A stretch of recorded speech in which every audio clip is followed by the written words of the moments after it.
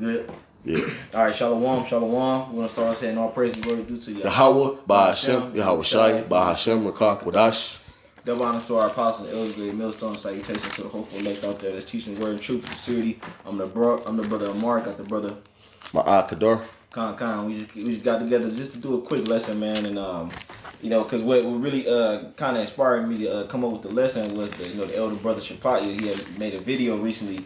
It was a response to Elder Ariala's video. It was called "Stay Remain Savage," and in that video, he was pretty much giving his own testimony about how he, I think one of his Eves or whatever it was first Eves he was dealing with. He said something about he thought she was committing adultery, but he wasn't sure. So what he did, he cast a lot on it. And then he got rid of her. So we gonna go into the scriptures and show brothers that actual feeling of when you have a woman and you actually think your woman is committing adultery on you, that's a real feeling, and it's something that's literally in the scriptures. It's called the spirit of jealousy, and we're gonna get the account and then we're gonna bring it out. But you got it. I start from verse Numbers 5 and 11. This is Numbers chapter 5 verse 11.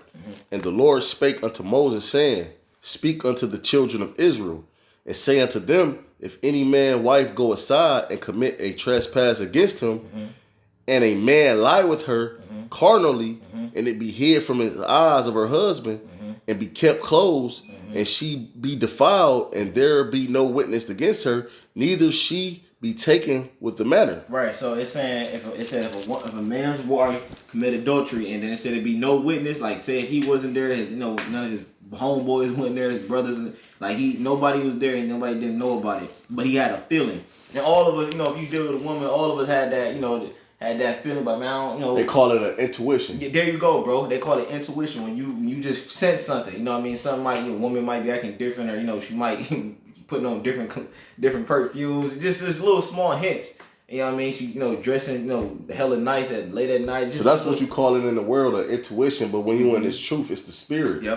Matter of fact, it's called the spirit of jealousy. That's right. When you read verse 14, let's see what verse 14 say. This Numbers 5 and 14. It said, and the spirit of jealousy come upon him. Yep. See, it said so. It's called when you get that intuition feeling that the brother's speaking about, that your woman committed adultery. It's called the spirit of jealousy. That's what it's called. And we're gonna continue on. It says, and the spirit of jealousy come upon him, and he be jealous of his wife, and she be defiled. Or if the spirit of jealousy come upon him, and he be jealous of his wife, and she be not defiled. Yeah, because you gotta remember, like say in the previous verses, it said if he don't know. He said if there was no witnesses around, and it was a feeling. It was his intuition. It was pretty much the spirit was letting him know something about his woman. Go ahead. It says, then shall the man bring his wife unto the priest, and he shall. Shalak it, brother. You good. Yeah. Go ahead. No, I was about to say, and like I said, it's a spiritual thing, man. Like, 'cause everything really goes back to spirits, man. You know what I mean? Understanding certain things and situations and stuff like that. So when you got a certain feeling, it's really the spirit telling you something, man. You got. All right. And it says, and bring her offering for her, the 10th part of an ephah of barley meal. He shall pour no oil upon it, nor put frankincense thereon. For it is an offering of jealousy, an offering of memorial, bringing an equality to remembrance. And the priest shall bring her near and set her before the Lord. And the priest shall take holy water in an earthen vessel, and of the dust that is in the floor of the tabernacle, the priest shall take and put it into the water. And the priest shall set the woman before the Lord and uncover the woman's head and put the offering of memorial in her hands, which is the jealousy offering. And the priest shall have in his hand the bitter water that causeth the curse. And the priest shall charge her by an oath and say unto the woman, if no man have laid with thee, and if thou hast no gone aside to uncleanness with another instead of thy husband, be thou free from this bitter water that causeth the curse.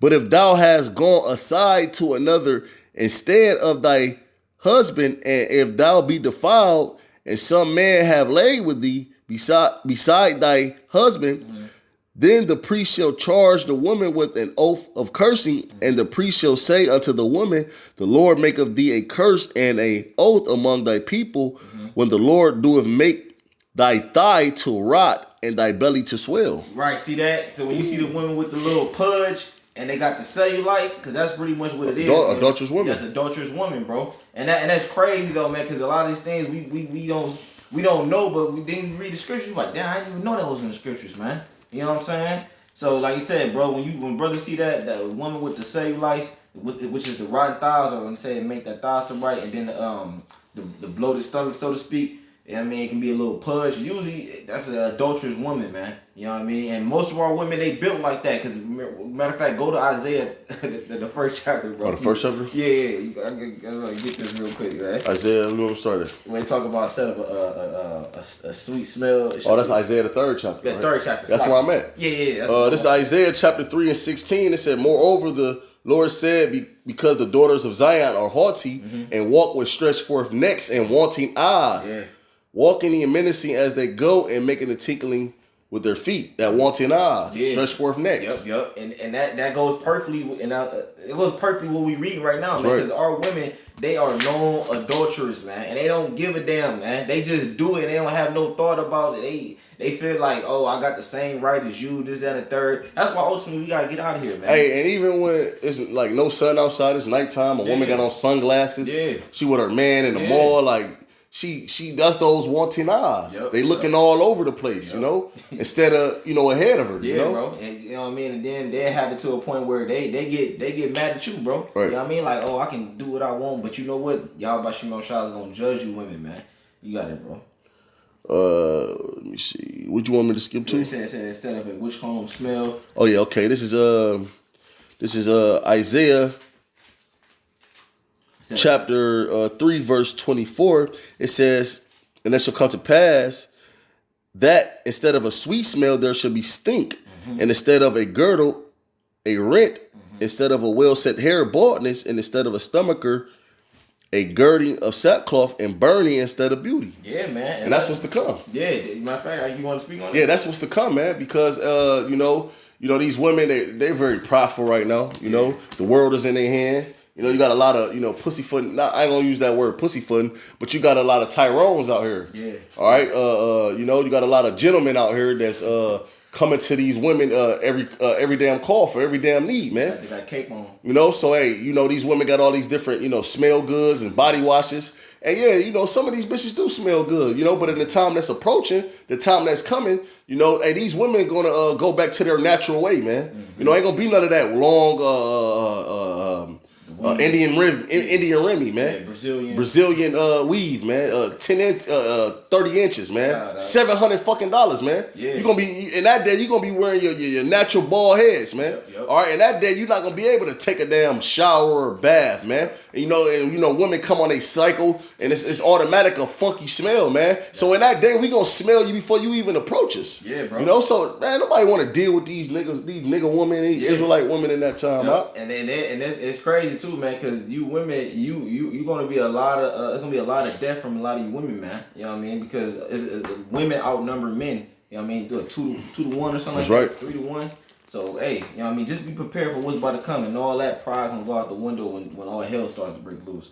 But go back to where you was at in Numbers. All right, this is the book of Numbers, chapter 5, verse 22. And this water that causeth the curse shall go into thy bowels to make thy belly to swell and thy thigh to rot, and the woman shall say, Amen, amen. Keep going a little bit. Verse 23. And the priest shall write these curses in a book, and he shall blot them out with the bitter water. And he shall cause the woman to drink the bitter water that causeth the curse, and the water that causeth the curse shall enter into her and become bitter. Keep going. Then the priest shall take the jealousy offering out of the woman's hand and shall wave the offering before the Lord and offer it upon the altar. Yeah, we're gonna read the whole chapter. It's a little bit more. And the priest shall take an handful of all of the offering, even the memorial thereof, and burn it upon the altar, and afterward shall cause the woman to drink the water. And when he have made her to drink the water, then it shall come to pass that if she be defiled and have done the trespass against her husband, that the water that causeth the curse shall enter into her and become bitter, and her belly shall swell, and her thighs shall rot, and the woman shall be cursed among her people. Now pause right here, and I'll go to Deuteronomy 22, and what do you want to start from verse 14? Because like I said, the only way to prove that if a woman, you know what I mean, because you got the spirit of jealousy, which is like pretty much you having an assumption or the spirit leading you to believe that your woman committed adultery. That's all in the spirit, you know what I mean, and you could be right, you know what I mean, but you do have something like a different way, I'm gonna say that, you know what I mean, or actual way, or I'm gonna say a physical way to actually test and see if your woman committed adultery, you know what I mean, or if she's not a virgin, so to speak, man, when you first get her. But get that real quick. This Deuteronomy 22 and 20, but start from 14. This Deuteronomy 22 and 14. And give occasions of speech against her, and bring up an evil name upon her, and say, I took this woman, and when I came to her, I found her not a maid. Matter of fact, let's start from 13 so we can get This Deuteronomy 22 and 13. If any man take a wife and go in unto her and hate her, and give occasions of speech against her, and bring her up an evil name upon her, and say, I took this woman, and when I came to her, I found her not a maid. Right, I mean, in other words, you found her not a virgin. Keep going.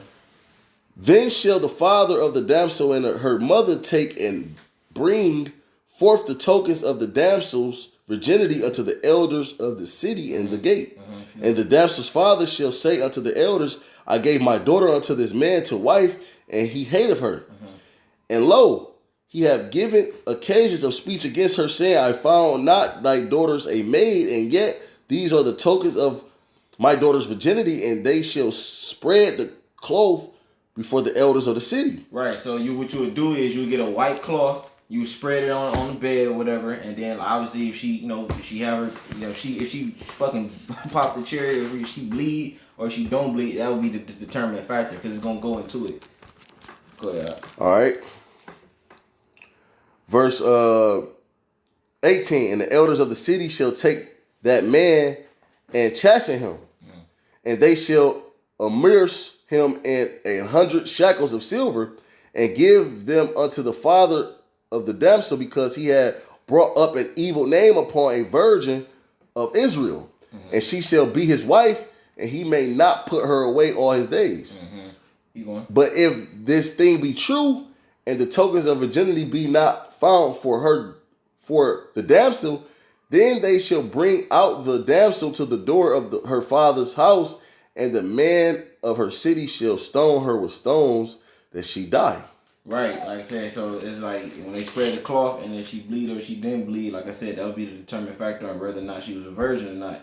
But if he was wrong on that situation, like the scripture just said, they'd stone him. But if he wasn't, shit, you know what I mean? She gets stoned, bro. That's right. And that's how it's supposed to go, man. A whoredom in our nation, man. The reason why it's running rampant because these women are allowed to do whatever the hell they want to do. Like Esau promoting it. Yeah, bro. Ultimately, it's all Esau promoting it. Yeah, and I'm gonna say this too, man. It's these Jakes that no, man, she can do what she wants. Man. Your woman is a possession, man. Scripture said that he doesn't get it for wife, get it for possession. Right. Hey, and then, yeah, like you said, brother, we be out and about and we see a woman, little ass shorts on, because ultimately, when you see shit like that, as a man, you look until you see her with a man, and you be like, why the hell is she letting her come out like this? Yeah. And that's ultimately she's in the spirit of Jezebel. No, the spirit of the nigga Stephen Curry's wife. She want to seek attention from other men. I seen that. Yeah, she was talking about how she was like, like I still want to get attention and so forth and so on. I just wanted, pretty much, she just want to know if she still got it, man. Right. And that's what our women do, man. When they start to get older and all that, they realize, the skin ain't as tight and the boobs kind of sag and all that other stuff. They trying to see if they still got control over men's spirits, man. Right. Yeah, that's what these women are really about, man. They not about righteousness, man. So what the scriptures say, their hearts are snares and bands? Yeah, if you want shit, you can get that, man. I don't. And then it's 1 and 2 where it say, get that in Sirach, I think it's the 25th chapter. Where it talks about the whoredom of a woman shall be known by her eyelids. You know what I mean? Because ultimately, our women, they're pretty much hoes on this side, man. It's 26. Go to 26 and 9. Huh. This is Sirach chapter 26, verse 9. The whoredom of a woman may be known in her haughty looks and eyelids. There you go, man. So how do you recognize a hoe? By the way she dressed, you know what I mean? Her makeup, all that's indicators. Our forefathers was giving us game on what to do, man, on what's happening. Ain't nothing changed from when it was on earth. Women was still women, men was still men. They were still drinking, having sex. All that was still the same. There's nothing that's really changed. There's nothing new under the sun, as the scripture says. Exactly, bro. The only thing that we dealing with now that's different is technology, man. They were still doing the same thing. You still needed to eat. You still needed to drink, sleep, go to, you know what I mean? You still needed those basic things, man. So they was giving us game on what's happening, man. So brothers, man, just be circumspect, man, and realize that, like the elder brother Shapat, you said, you know what I mean, you gotta remain savage, man. You know, the elder Ariala, he that was his original video, but you gotta remain savage, man. And what he said in the video was just pretty much know that the women that we deal with, they are not helpmates, man. The scriptures also say, "Give not thy strength unto a woman." Yeah, bro. You know what I mean? No? It didn't say let not that wife that right hand do with thy left hand. You're pretty much paraphrasing it. You ain't gotta you can't look at your woman as being Sarah, so to speak, man. She's just a woman that you dealing with on this side. And if she gets saved through you, that's the Lord's will. But don't look at her as being righteous, man. She's she's pretty much an enemy, man. Scripture say, for she that is my enemy, she'll see it, man.